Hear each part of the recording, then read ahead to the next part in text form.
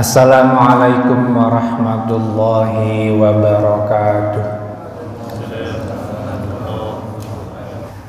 Puji syukur kehadirat Allah Subhanahu wa Ta'ala yang telah memberikan kesempatan dan kekuatan kepada kita semuanya untuk melaksanakan sholat berjamaah.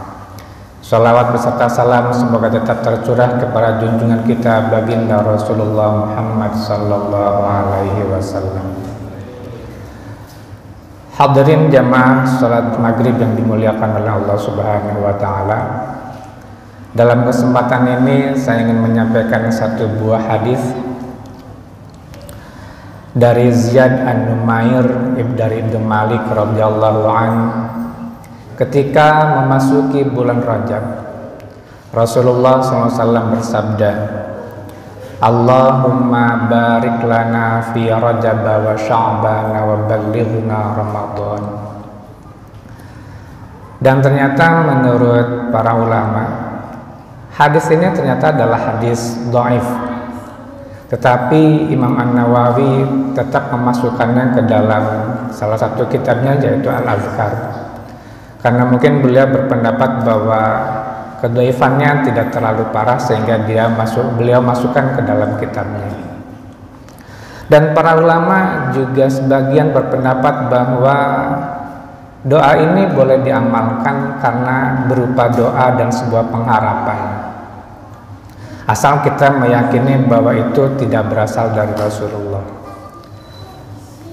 Nah, jamaah rahimakumullah, di dalam kesempatan ini kita akan bahas tentang apa arti berkah itu sendiri.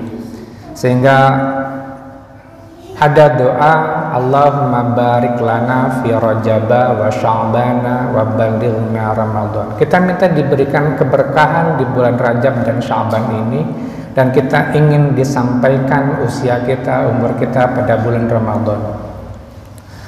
Berkah secara bahasa artinya bertambah atau berkembang, bertambahnya sesuatu atau berkembangnya sesuatu.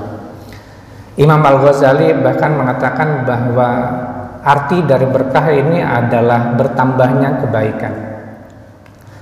Jadi artinya ketika kita berdoa minta keberkahan di bulan ini, kita minta kepada Allah supaya ditambahnya kebaikan-kebaikan kita di bulan ini. Kita minta kepada Allah supaya kita diberikan kesempatan untuk bisa berbuat baik yang lebih banyak lagi, melakukan kebaikan-kebaikan yang lebih banyak lagi. Dan ini artinya ada usaha dari kita untuk banyak melakukan kebaikan.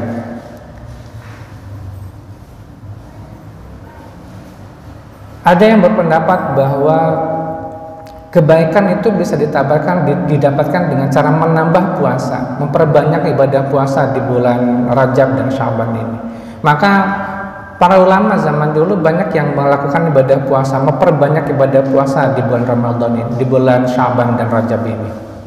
Mereka ada yang berpuasa 3 bulan berturut-turut, ada yang biasanya Senin Kamis tapi ditambahkan dengan beberapa hari yang lain. Ada juga mungkin memperbanyak kebaikan dengan memperbanyak sedekah dan lain sebagainya. Intinya adalah ziyadatul khair, bertambahnya kebaikan-kebaikan yang kita lakukan. Pengertian yang kedua, yang berikutnya adalah berkah itu artinya as-sa'adah, artinya kebahagiaan, bertambahnya kebahagiaan. Jamaah yang dimuliakan oleh Allah, ketika kita bertanya tentang kebahagiaan, apa arti bahagia, maka setiap orang mesti memiliki jawaban yang berbeda-beda. Bahagia menurut Pak Imam itu bisa jadi berbeda dengan bahagia menurut Pak Ade Masturi, bisa jadi berbeda dengan pengertian bahagia menurut Mas Eril, dan lain sebagainya. Saya bahagia ketika anak saya lulus ujian misalnya, saya bahagia ketika anak saya sudah menikah, saya bahagia ketika Eril bisa menikah, dan lain sebagainya. Jawabannya berbeda-beda antara satu orang dengan yang lain. Karena itu jawabannya kebahagiaan yang bersyarat. Tapi kalau kita ingin terus mendapatkan kebahagiaan itu, banyak mendapatkan kebahagiaan, cara yang paling mudah adalah ketika kita mensyukuri nikmat itu.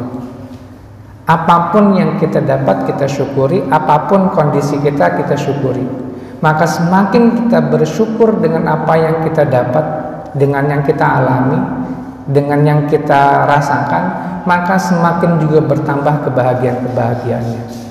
Maka hadirin jamaah rahimakumullah, mulai dari sekarang latihlah diri kita untuk lebih banyak bersyukur. Syukuri apapun yang kita dapat, syukuri apapun yang kita alami. Insya Allah kita akan mendapatkan kebahagiaan. Dan pengertian berkah yang ketiga adalah tazidukum fit ta'ah, bertambahnya ketaatan kita kepada Allah Subhanahu wa taala.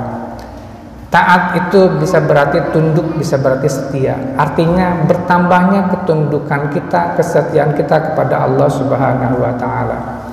Yang biasa melakukan sholat malam, silakan tambahkan sholat malamnya. Tambahkan ketundukan dengan keikhlasannya. Yang biasa melakukan puasa sunnah, silakan puasa. Ditambahkan ketundukannya.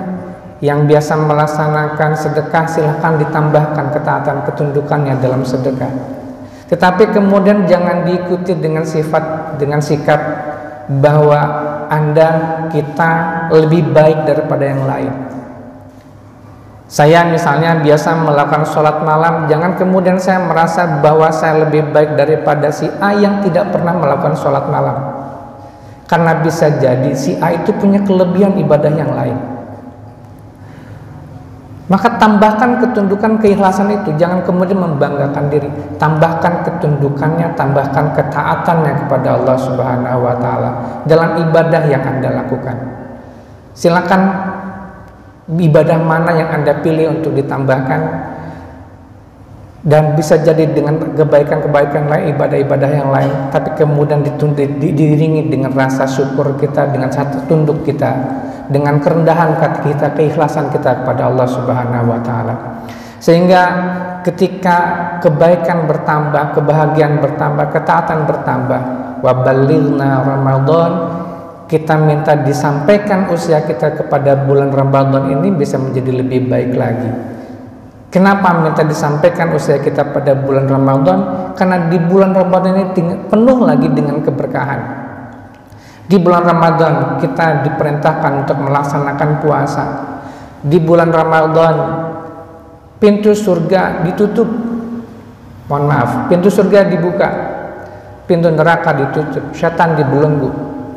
Dan di situ terdapat satu malam yang jauh lebih baik daripada 1000 bulan.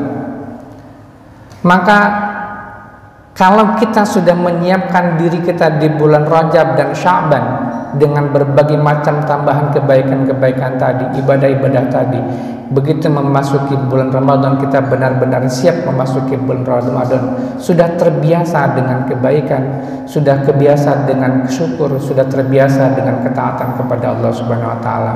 Maka kemudian kita bisa melaksanakan ibadah Ramadan dengan baik dan keluar dari Ramadan kayaumin wulidat ummuhu, seperti bayi yang baru dilahirkan dari perut ibunya yang bersih putih tanpa dosa. Semoga ini bisa memberikan manfaat untuk kita semuanya.